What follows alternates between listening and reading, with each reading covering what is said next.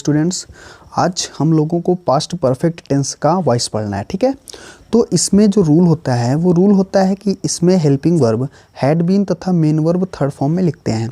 ठीक है, यानी हेल्पिंग वर्ब जो होती है वो हैड बीन, एक ही हेल्पिंग वर्ब होती है और V3 का यूज़ वॉइस के लिए किया ही जाता है। ठीक है, तो इसमें फर्स्ट होता है अफर्मेटिव सेंटेंस। अफर्मेटिव सेंटेंस का जो स्ट्रक्चर होता है वो होता है object plus had been plus main verb third form plus by plus subject. Right, example लेते हैं एक्टिव वॉइस का, तो एग्जाम्पल है दे हैड सोल्ड 3 काउस। ठीक है, दे हैड सोल्ड 3 काउस।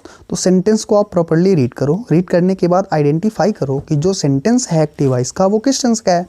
तो आइडेंटिफाई करने के लिए हम लोगों को हेल्पिंग वर्ब और वर्ब की फॉर्म, हेल्पिंग वर्ब और मेन वर्ब उसकी फॉर्म को पहचान के हम आइडेंटिफाई करते हैं कि जो सेंटेंस है वो किस टेंस का है। ठीक है, तो इसमें हेल्पिंग वर्ब हैड है और वर्ब की थर्ड फॉर्म है सोल्ड, थर्ड फॉर्म है V3 है, सेल सोल्ड सोल्ड V3 है। ठीक है, तो had plus V3, had plus V3 जब भी मिलेगा वो पास्ट परफेक्ट टेंस होगा। राइट, तो ये सेंटेंस पास्ट परफेक्ट टेंस है। पास्ट परफेक्ट में सेंटेंस अफर्मेटिव है, क्यों है आपको पता है। ठीक है, तो पैसिव में कन्वर्ट करेंगे तो इसका स्ट्रक्चर लगा देंगे। स्ट्रक्चर में ऑब्जेक्ट है 3 काउस, 3 काउस को हमने सब्जेक्ट बनाया तो 3 काउस ही होगा।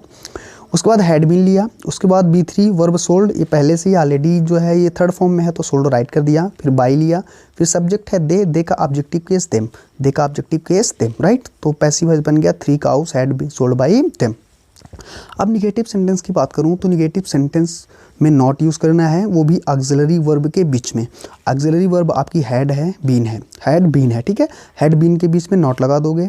जब दो शब्दों की ऑक्सिलरी वर्ब होगी, हेल्पिंग वर्ब होगी, तो नॉट बीच में होगा। ठीक है, तो स्ट्रक्चर बन गया object plus had plus not plus been plus main verb third form plus by plus subject. ठीक है, एक्टिव वॉइस का सेंटेंस लिया तो they had not sold 3 cows, तो 3 cows had not been main verb sold, फिर by, फिर subject they है, इसका ऑब्जेक्टिव केस देम। तो पैसिव वॉइस बन गया 3 cows had not been sold by them. Interrogative लेंगे तो स्ट्रक्चर में हेल्पिंग वर्ब पहले आ जाएगी, तो had plus object plus been.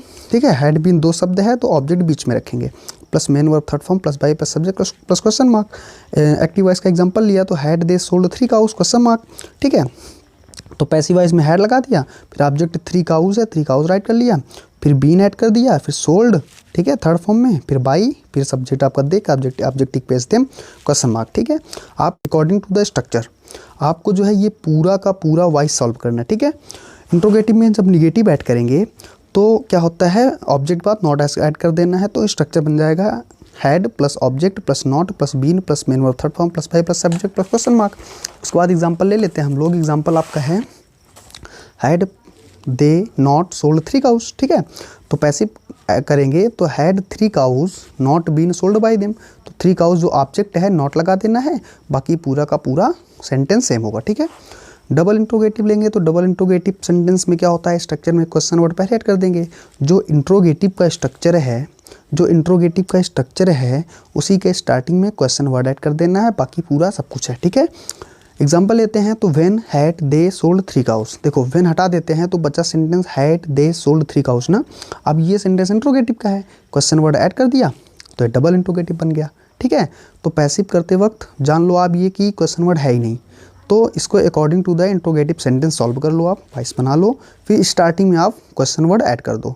तो देखो यहाँ पे क्वेश्चन वर्ड हटाया तो had 3 cows been sold by them, देखो ये इंट्रोगेटिव का पूरा है ना, फिर स्टार्टिंग में व्हेन ऐड कर दो तो डबल ऐड हो गया। ठीक है, डबल इंट्रोगेटिव प्लस निगेटिव की बात करूँ तो ऑब्जेक्ट के बाद नॉट लगा देना है, बस और कुछ नहीं करना है, बाकी पूरा स्ट्रक्चर डबल इंट्रोगेटिव सेंटेंस का रहेगा।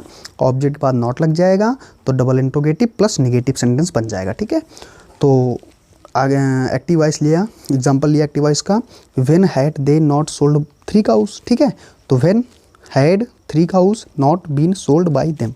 ठीक है, तो ये डबल इंट्रोगेटिव प्लस निगेटिव बन गया।